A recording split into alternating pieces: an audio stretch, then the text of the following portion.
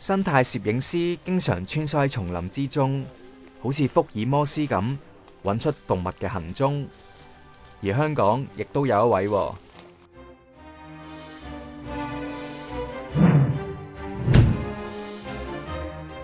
So my name's Chris. I moved to Hong Kong with my family when I was 2 years old in 1990. I was born in Africa in Malawi, which I guess is where my passion for wildlife really started. Just following my dad around the countryside doing things like this. I grew up in Hong Kong, and in my youth I may have gotten out of wildlife a little bit, but as I got older I got more back into wildlife and photography and so on. So if you look perfectly down there, you can see there's a tunnel leading through the bushes. And this isn't the best place because it's too difficult for us to pass through right now. But this is the kind of thing you're looking for at first. 每次拍攝 ，Chris 都會留意泥土嘅痕跡，目標係揾出動物通道，成個偵探咁啊！但拉開話題啦，佢實情係咪真係做開私家偵探嘅呢？ My occupation is as a freelance filmmaker. So typically the job I have that pays the bills is corporate filmmaking, a lot of interviews, advertisement for companies, this sort of thing. 喺幾年前開嘅專業已經記錄咗多種野生動物，點解佢會想開呢個專業嘅呢？ One day, while I was out rock climbing, I was lucky enough to see a barking deer, like with my eyes, and I had never seen one before.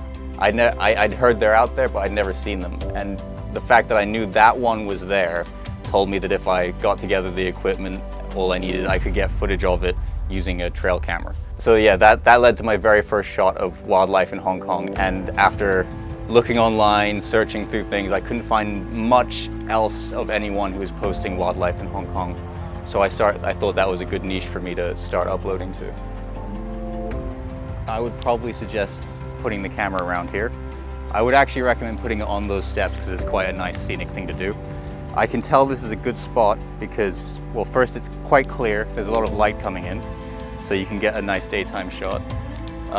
If you look around the area, there's one game trail there, there's one game trail here, there's one here, and I think one more here, and the one we came in. So there's five paths all coming to here.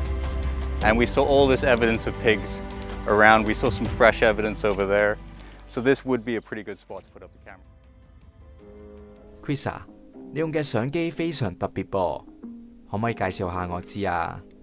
So originally trail cameras were designed for hunters. It was designed so that hunters could go and put a camera out and then come back 6 months later and they can see where the animals are. They can see if they're in this area or if they're in this area, and then they know I'll hunt here this year or I'll hunt over there this year.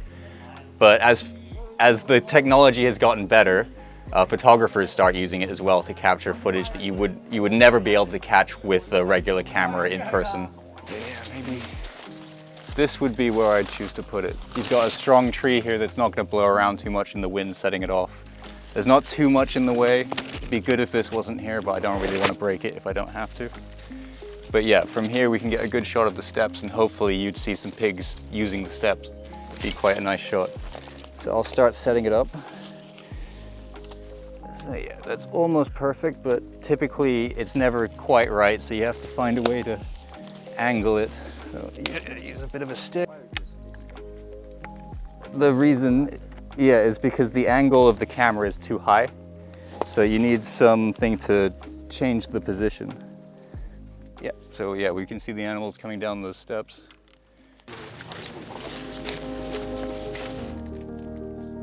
Yeah, I mean, it's old. You can see it's old because there's this stuff growing here now. Like if it was digging out now, this wouldn't be here.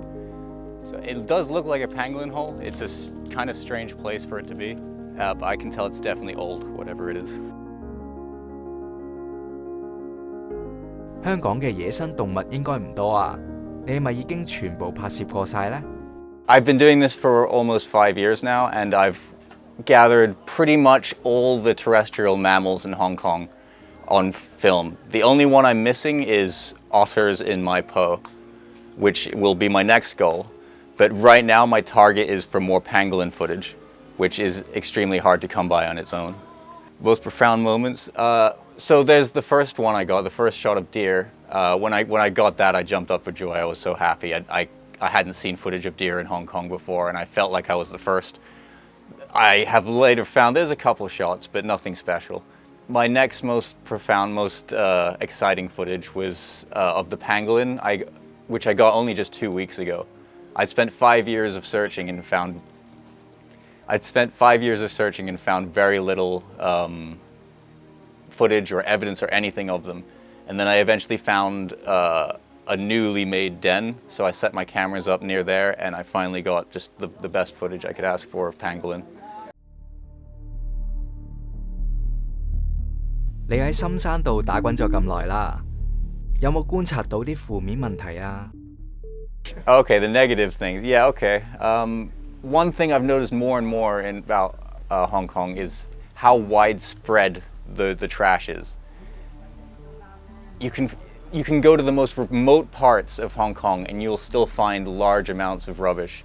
And this does a lot of damage to the wildlife.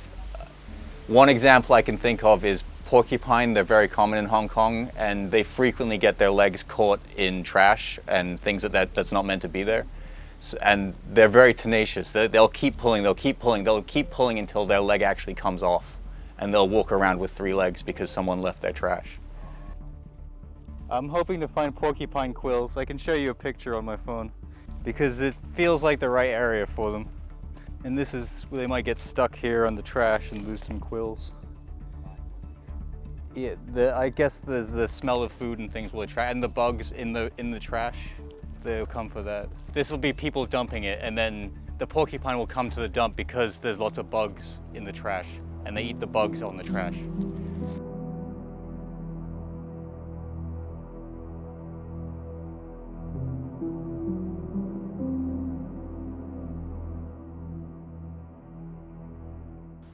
Well, definitely humans are encroaching on animals' environment.